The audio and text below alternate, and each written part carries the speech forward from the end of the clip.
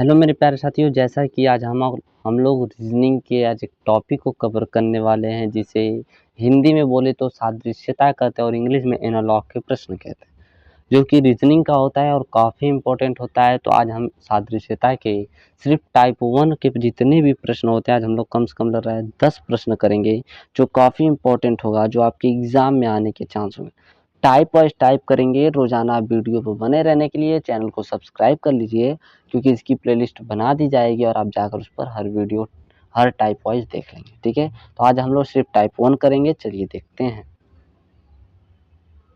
प्यारे साथियों, आज हम लोग टाइप 1 करने वाले हैं, जैसे कि बताया था। तो चलिए स्टार्ट करते हैं हम लोग पहले प्रश्न के साथ, जो सभी एग्जाम के लिए, हालांकि RRB group D, RRB NTPC में पूछा गया प्रश्न था, लेकिन काफ़ी इंपॉर्टेंट है, इसलिए आप जरूर पढ़िएगा, इसको आने के चांस ज़्यादा होंगे। और प्रीवियस ईयर है और भी अच्छे चांस होते हैं आने के, इसलिए ज़रूर याद रखिएगा। तो चलिए लगाते हैं हम लोग। अगर आपको भी जवाब आएगा तो आप कमेंट बॉक्स में ज़रूर साझा करेंगे अपने आंसर को। ठीक है, तो उम्मीद करता हूँ साझा करेंगे। चलिए हम लोग बिना देरी किए स्टार्ट करते हैं। पहला ही प्रश्न देखो दिया गया है प्यारे साथियों, वैकेंट का संबंध जिस प्रकार इम्पिटी से है। देखिए, आपको मतलब आना चाहिए पहली बात। ठीक है, वैकेंट का संबंध जिस प्रकार इम्पिटी से है, उसी प्रकार सीडेट का संबंध किससे होगा।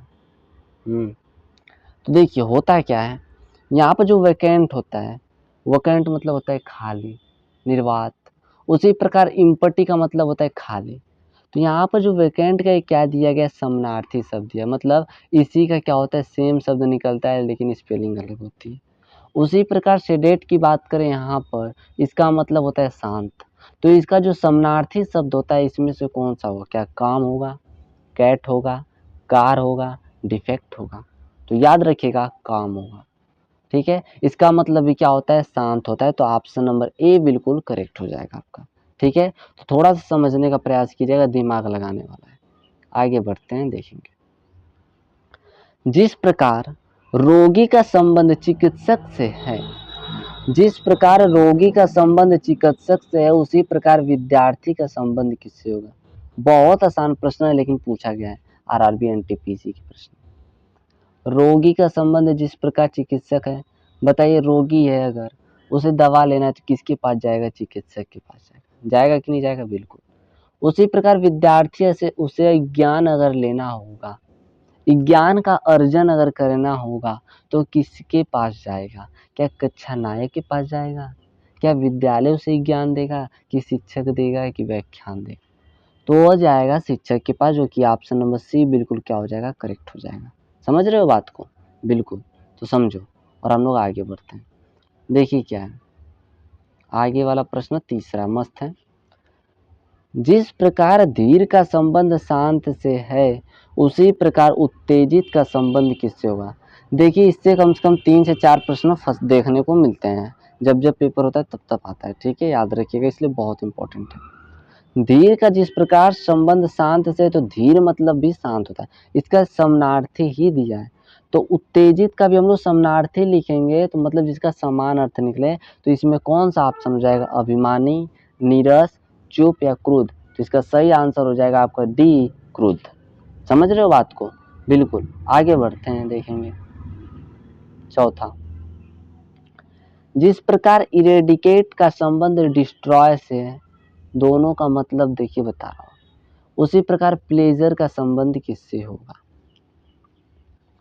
देखिए, इरेडिकेट और डिस्ट्रॉय आपस में समानार्थी हैं, जिसका अर्थ होता है नष्ट होना।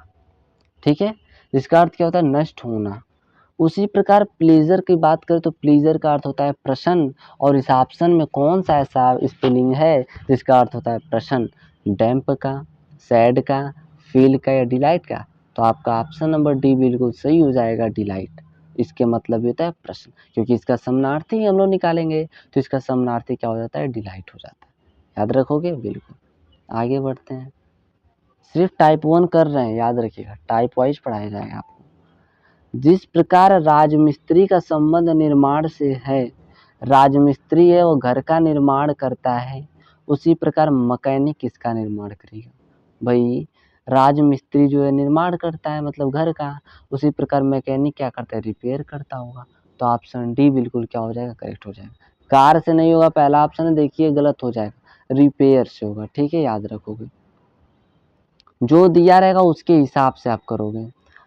अलमारी का जिस प्रकार संबंध संग्रहण करना, आप अलमारी में अपना कपड़ा रखते हैं, सब कुछ रखते हैं अलमारी में, उसी प्रकार कुर्सी का, जब अलमारी में आप कपड़ा रखते हैं तो कुर्सी पे क्या करते हैं, बैठते तो हैं कि वस्तु रखते हैं, लेटते हैं कि बैठते हैं कि खड़ा होते हैं। तो इसका सही जो आंसर होगा ऑप्शन डी, बैठते हैं। समझ में आ रहा है कि नहीं? बिल्कुल आ रहा है। आगे बढ़िए, देखिए क्या है, जिस प्रकार देखिए गन्ना का संबंध गुड़ से है, उसी प्रकार नारियल का संबंध किससे होगा? क्या समुद्र तट से होगा? आगे देखते हैं क्या है। क्या फल से होगा? क्या नारियल की जटा से होगा? सफेद तो नारियल है, तो नारियल का संबंध नारियल की जटा से होगा, इसलिए ऑप्शन नंबर सी बिल्कुल करेक्ट हो जाएगा। याद रखेंगे ना? ठीक है, आगे बढ़ते हैं। देखिए, जिस प्रकार हैंड का संबंध ग्लोव से है, हैंड मतलब हाथ में दस्ताना पहनते हो, उसी प्रकार सर मतलब हेड मतलब क्या होता है, सिर, सिर पर क्या पहनते हो? क्या जेल लगाते हो, ऑयल लगाते हो, शैम्पू पहनते हो, या शावर कैप पहनते हो? यहाँ पर देखिए, हाथ में पहनते हो क्या, दस्ताना, तो हेड पर क्या पहनोगे? क्या वो तो जेल तो लगाते हैं, तेल तो लगाते हैं, शैम्पू लगाते हैं, लेकिन शावर कैप क्या करते हैं, पहनते हैं। तो आपका जो सिर पर टोपी लगाई जाती है उसे शावर कैप कहते हैं। तो ऑप्शन डी बिल्कुल क्या हो जाएगा, सही हो जाएगा। आगे बढ़ते हैं, देखेंगे, जिस प्रकार गुरुत्वाकर्षण का संबंध खोज से है, उसी प्रकार टेलीफोन का संबंध किससे होगा? देखिए, गुरुत्वाकर्षण का खोज से आखिर कैसे है, समझिएगा बात को। मतलब जो चीज पृथ्वी पर विद्यमान हो और उसे खोज दिया जाए तो वो खोज कहलाती है। ठीक है, समझ रहे हो? मतलब गुरुत्वाकर्षण पृथ्वी पर विद्यमान था, जिसे सिर्फ क्या किया गया, खोजा गया, लेकिन टेलीफोन विद्यमान नहीं था, तो इसका क्या किया गया, आविष्कार किया गया।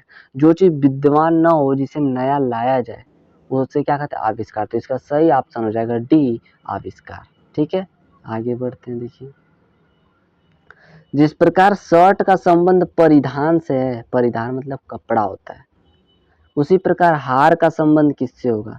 हार, हार गले में पहनते हो, तो हार क्या जंजीर होती है क्या भाई? नहीं होती है, गलत। सोना होता है क्या हार? नहीं। गर्दन होता है क्या? नहीं, क्योंकि यहाँ पर शर्ट क्या है, कपड़े की तरह है। तो हार क्या है, सोना हो सकता है, कुछ भी हो सकता है, लेकिन हार क्या है, आभूषण का काम करता है। तो ऑप्शन सी क्या हो जाएगा, बिल्कुल करेक्ट हो जाएगा। तो उम्मीद करता हूँ आज हम लोग 10 प्रश्न किए जो कि आपको पसंद आया हो। तो आपके लिए एक होमवर्क है जिसे आप कर कर लाएंगे। देखिए प्रश्न, झारखंड का संबंध जिस प्रकार बिहार से, उसी प्रकार छत्तीसगढ़ का संबंध किससे होगा? तो इसका जवाब आप जरूर कमेंट बॉक्स में देंगे, अगर आए तो जरूर दीजिएगा, नहीं तो मैं तो हूँ बताने के लिए। तब तक के लिए बाय बाय, मिलते हैं फिर हम नेक्स्ट वीडियो में। अगर वीडियो पसंद आया तो लाइक करते चलिएगा और ज़्यादा से ज़्यादा वीडियो को शेयर कीजिएगा।